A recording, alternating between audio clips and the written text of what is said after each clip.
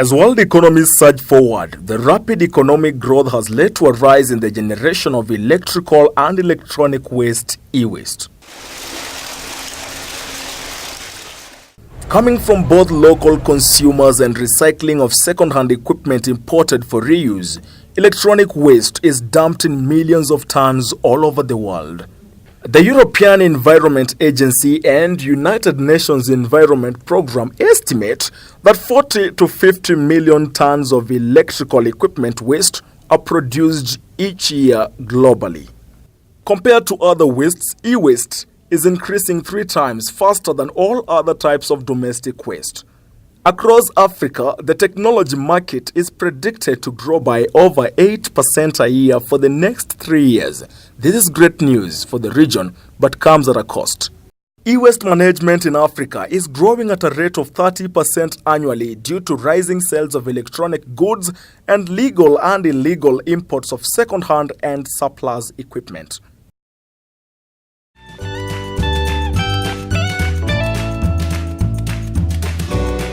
As the world smells doom from its own markings and making, business elites, for lack of a better name, are making a kill from electronic waste as they help save the world by safely dumping the waste. As Africa grapples with e-waste management, one man is on a mission to clean the continent from e-waste by turning them into opportunities. Alex Mativo is the CEO and co-founder of eLab Kenya. Entrepreneurial, passionate, and motivated by the nuisance in the society they live in, they started eLab as a solution.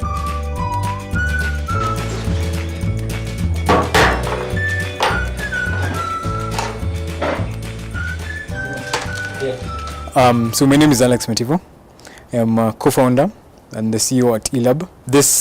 eLab is a startup that is aiming at eradicating electronic waste in Africa because we have had a numerous exponential increase in the amounts of e-waste over the last couple of years, and we came across a huge nuisance because we come from a town that has been vastly affected by this nuisance, and we began eLab with my co-founder Simon Mumo, who is a visual artist. A creative mind who was able to come up with a solution to this nuisance. Having an interesting concept, they took the risk. It's a passion-driven initiative.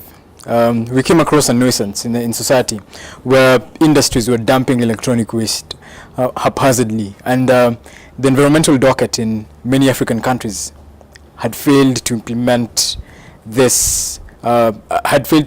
a solution to electronic waste, and seeing it as a problem, and being artists for the longest time that we've imagined, we were able to come up with a solution that is able to incorporate art and solves a really major environmental problem, and that drove us into what we're doing at the moment.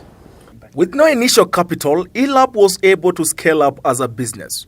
This is the first company of its kind in Africa, and we did not go through the same process of growth such as other companies experience. We did not have an initial amount that was to help us start our business, but we had plenty of electronic waste.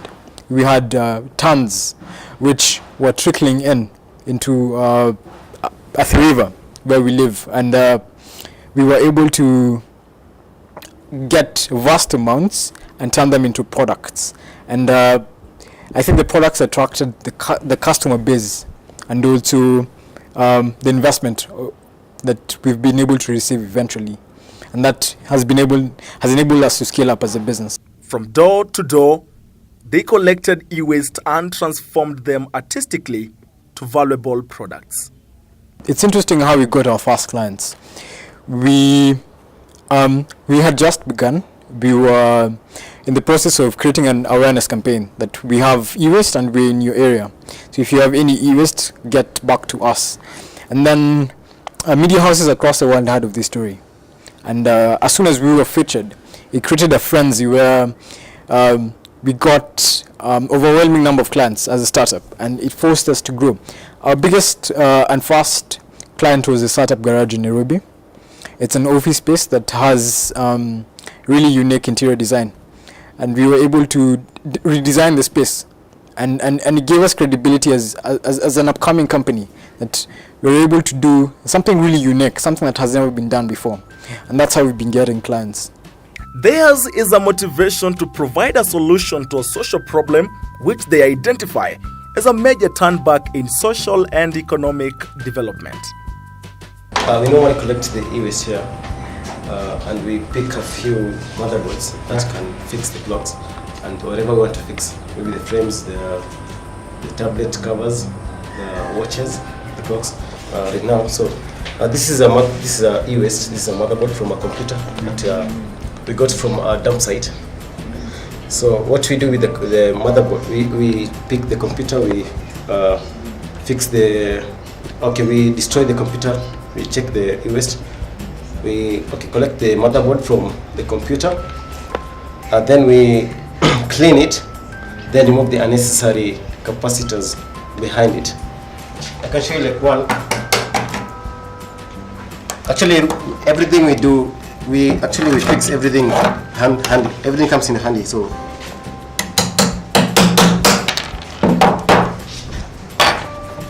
that's how we do it. That's how we do it. Yeah. Let me show you.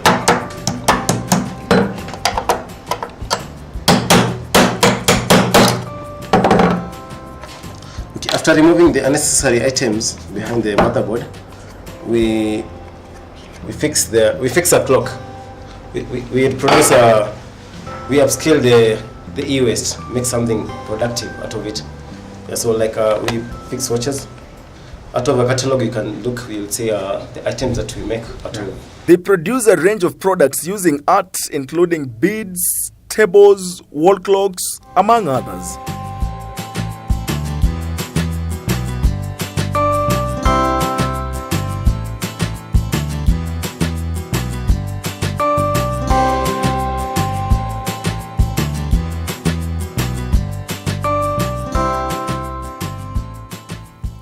A vibrant interior design industry in Kenya and across East Africa, and venturing into the world market, has put eLab on the world platforms as a successful startup.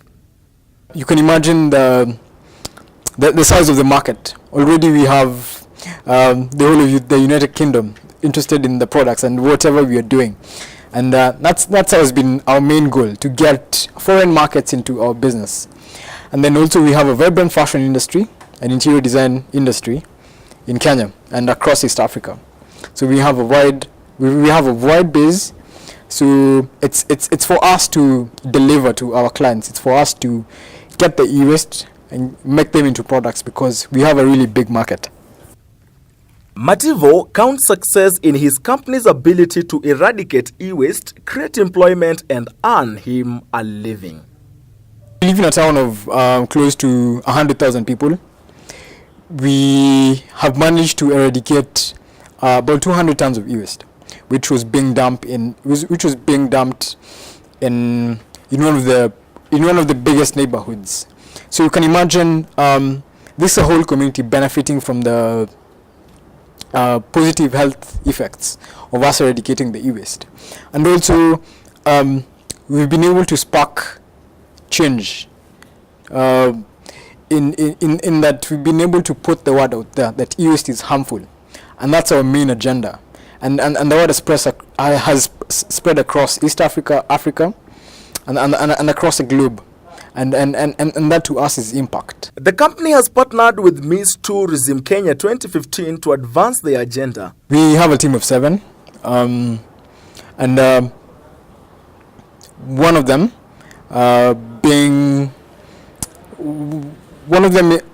is a partner. Her name is Evelyn Arasa. She's the current Miss Tourism in Kenya, and she has she works with her team as a beneficiary or as part of the company. And then we also have 7 guys who are on board, who handle different things, from logistics to art to to customer relations.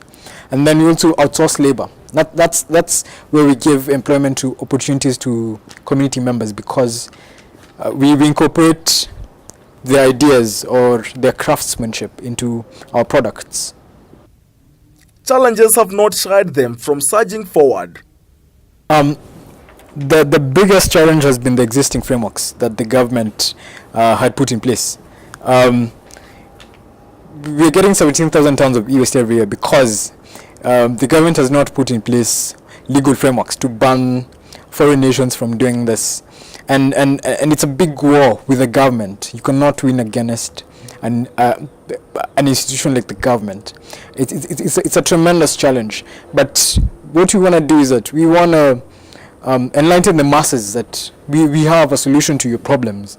And then the masses can again bring in democracy, and we can get legal frameworks in place. Mativo has won several awards out of his efforts. It's really surprising. We've only been in operation for 2 years, but even before we began operations as a company, when we were still a concept, we were nominated and we became the top 50 most innovative companies in the world by the Global Entrepreneurship Week. And immediately after we won the environmental award, doing the next big thing in Kenya. And then when global media houses started trickling in, we got nominated for several local awards because the local media is interested in something that the foreign media gets excited over. So we won the Disruption by Design award because of our disruptive concept in handling waste.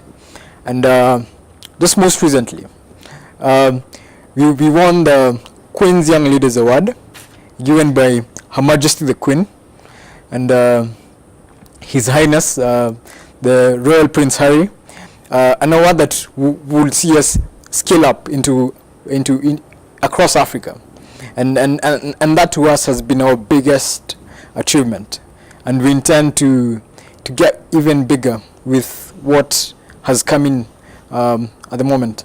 Africa is on the move. eLab is marching on as well. Watch out for the eLab Couture.